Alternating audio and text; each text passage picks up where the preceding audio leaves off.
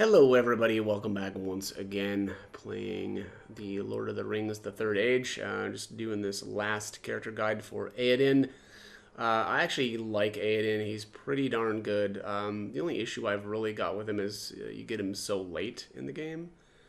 Um, but very weird, but very strong character. Let's start out with his skills here. So, he has, like most people do, well, maybe not like most. I think Morrowind technically doesn't, but he's got like a physical oriented skill set and then a spirit power oriented.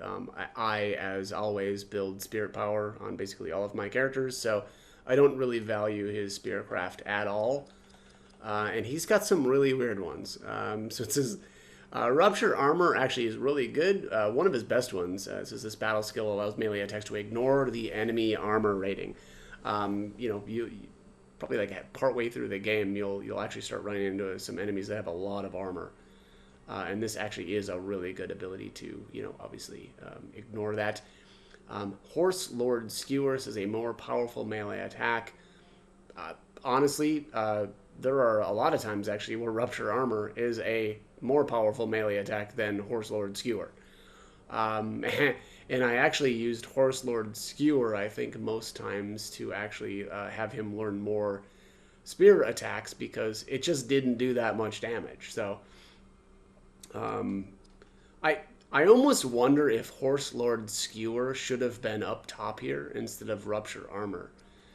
Because usually every character, I'll just show you here what I mean. This is just, I know, it's sort of a weird thing, but Guardian Strike, a more powerful melee attack, right? Oops. Top ability, Dwarven Cleave, a more powerful melee attack. Fluid Strike, a more powerful melee attack. You see what I'm saying? I feel like these two abilities should have been reversed. Anyways, next up is Enraging Blow, a damaging attack that converts some damage into action points for the enemy. I don't know when you want to give action points to the enemy. Maybe there's something that I just can't think of, but the goofy thing is, even if an enemy is out of action points, you can still drain action points from them, right? Like with the Lightcraft tree. So I don't really see why Enraging Blow, I don't see the benefit there. I guess maybe that it's like a trade-off. Like, I don't know, does this do more damage? And you pay for that by having the enemy gain action points? I don't know, but it's odd, right? He has a lot of abilities like this that are just odd to me. They don't really make a whole lot of sense. Here's Rohirrim Rage, a melee attack that allows Eaoden to strike twice. Wrath of Edoras, a melee attack that allows Eaoden to strike 3 times.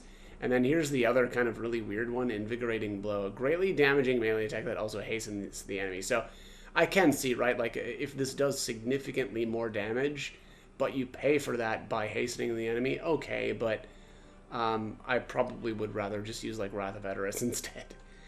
Rampage of Helm, a melee attack that allows Eaoden to strike 5 times. So that's pretty good, right? 5 times, pretty solid. But again, I don't actually really do melee attacks really with Eaoden. What I do like to do, though, is use his spirit powers. And man, he's got some crazy stuff in here. So, Drain Health, amazing, right? Drains health from an enemy and heals Eaoden. Very similar to the Shadowcraft Drain Health ability. It's really good.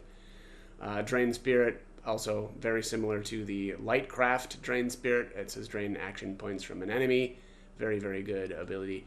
Channel Health transfers some of Eaoden's health to another party member. I don't really find this that useful, and it's also kind of weird. Like, why wouldn't you just use like Lightcraft Gift of Galadriel, right, to restore somebody's health? It's odd ability. I don't really understand why that even exists. Tap Reserve converts some of Eaoden's own health into action points. Same deal. What is the use of this at all when you've got an ability like Drain Spirit? And I said this already, but even if an enemy is completely out of AP, you can still use Drain Spirit to restore your AP. So I don't understand this ability either. Dispel. This is amazing. It says removes all enemy enhancements from a single foe. Excuse me. The really nice thing about this version of Dispel is it's all enemy enhancement, right? It's every enemy on the field. You can remove their buffs. The Dispel from the Shadowcraft tree is only single target. So Eaoden is basically the best character in the game at stripping buffs from enemies. Spirit Drought decreases an enemy's action point pool. Honestly, this is kind of the same thing. I don't really know where this is that useful. The only thing that I can really remember that was really great, and again, maybe I just haven't got to another one of the battles yet where this will be useful, but was the Balrog. It actually was great to completely drain that thing's AP because then it couldn't use its most devastating abilities on you. But I just haven't really found another enemy where this has been useful yet. Next up is Channel Spirit. Transfers some of Eoden's action points to another party member. I don't find this useful. You could do like a Lembus, right? That would more or less do the same thing, but wouldn't drain Eoden's. So this doesn't really make sense. Channel Defense. Transfers some of Eoden's defense to another party member. I mean, maybe this would be good to channel to, let's just say, Morrowind. But also, Eoden doesn't really have enough armor to be giving anybody armor anyway. So this is another one that doesn't really make that much sense. Maybe if Eoden had, like, you know, insane amounts of armor, that would be really good. But I just don't find that this is really useful. Again, maybe to Morrowind, but I don't know. I think she's actually got better ways of dealing with her armor issues. Silence Evil prevents an enemy from using any spirit power attacks for a short time. This is basically just silence, which, you know, great. Yeah, pretty solid actually. Shatter Armor lowers an enemy's armor and increases Eoden's by the same amount. That actually is pretty good, especially during boss fights. There really isn't many other points in the game where I would use this, right? Because you don't really need to. For one thing, lowering enemies' armor is really more of a boss thing. Yeah, sure, you can do that to random encounters, but you don't really need to. Absorption enchants party to convert the damage from the next hit each takes into action points. That's pretty good. Reminds me actually a little bit of Hadhod's Mountain Shield, right, where it's going to absorb a bunch of damage, except there isn't like a set amount of damage that this absorbs. It's just the next hit, right? So kind of cool if you can keep using this over and over. You could kind of make your party immortal, right, because it does convert into action points. That actually is really, really good. I really like that ability. Sacrifice Reserves causes everyone in the party to convert health into action points. This is worthless. Just use Absorption. Yeah, it's just such a weird skill. It doesn't make sense. Battle Mirror creates a shield around Eoden that reflects damage back at enemies for a short time. This is great. Yeah, reflecting damage is great in this game. So, very, very good stuff. Scatter Health is amazing. Drains health from the enemy and transfers it to your group. It's basically an upgraded version of Drain Health, right? So it does a bunch of damage to your enemy and actually restores the health of your allies. This is probably his best skill. Really, really solid. And, obviously the more spirit power you build, the more damage this is going to do and the more health you're going to restore. Leech Essence drains health and action points from an enemy over time. This is very good for bosses. Really anything that is going to be a kind of a damage over time is pretty solid to use on or during boss fights. All right, so passives. The goofy thing about Eoden is he starts at such a high level. Like he literally starts at level 50, so he learns all of this stuff except for Frenzy. He needs one level to learn Frenzy, and then you can work on Absorb Malice, which you're not going to get until, what did I say there? It's like 91, like level 91 he gets this. which you'd have to grind your brains out to get that. But so, anyways, what that really means is there's no options here, right? You're gonna learn all, or he's gonna have all of this stuff again, aside from his last point in Frenzy and then Absorb Malice when you've got him. So, Might of Helm increases Eaden's melee damage. I think that's garbage. I don't think his melee attacks are worth using. Rohan Evasion increases his ability to dodge an enemy attack. Great, always like being able to dodge. Here's increases the rate at which Eaden regenerates health. I don't know what this actually does. Increases the rate at which he regenerates health. He doesn't, as far as I know, he doesn't have some passive that allows him to just regenerate health. So I don't really know what this is referring to. Yeah, that's a question mark on that one. I apologize. Here's Rohirrim Evade. Gives Eaden a chance to automatically dodge an enemy attack. Focus Defense reduces the amount of defense Eaden loses when using Channel Defense. I guess that's cool, but it's impossible to actually know how much you're losing anyway when you use that. I think even if you're like paying close attention to how much damage you're taking from strikes, and then you use Channel Defense, and then he gets hit again, maybe you can tell there's some difference, but I don't know about that.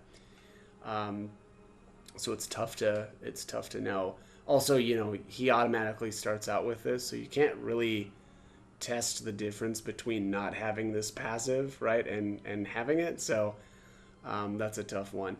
Here it says increases the rate at which Eaden regenerates action points. Same deal. I don't really know what this does because, as far as I know, he doesn't, just randomly regenerate AP. So I can't really say what this does. Maybe it could be like when you absorb health and when you absorb AP from your enemy using those skills, but it's weird to say at which Eaden regenerates action points, because that's not really regeneration in the, I guess, in the way that I think about regeneration, right? Because I usually think about regeneration as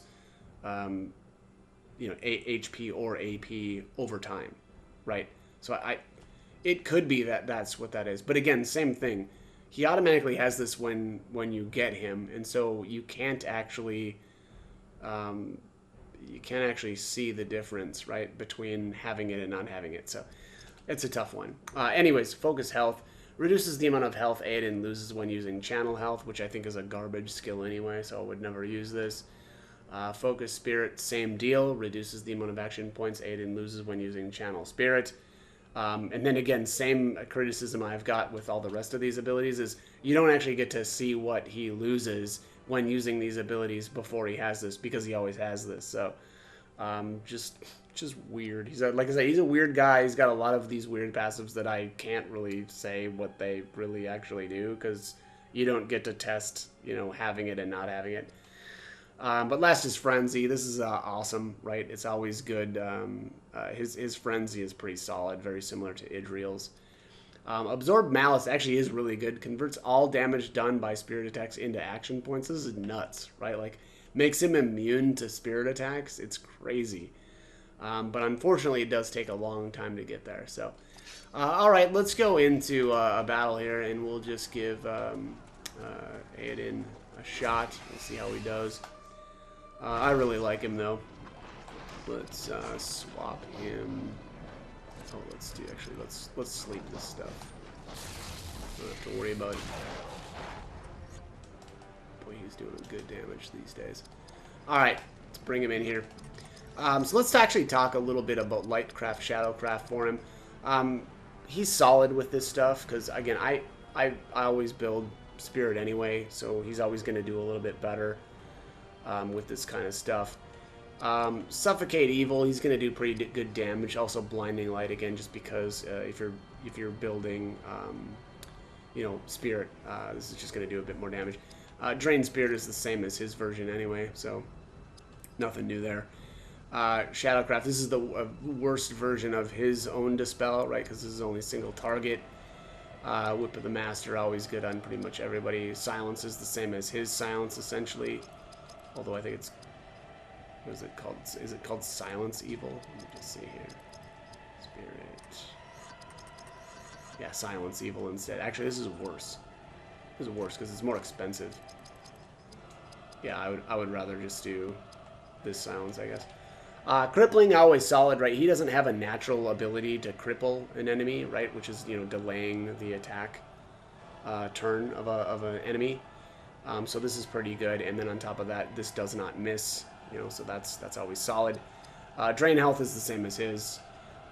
Black Speech, always solid, again, really on everybody. Same with Wheel of Fire, even better, you know, huge damage and damage over time.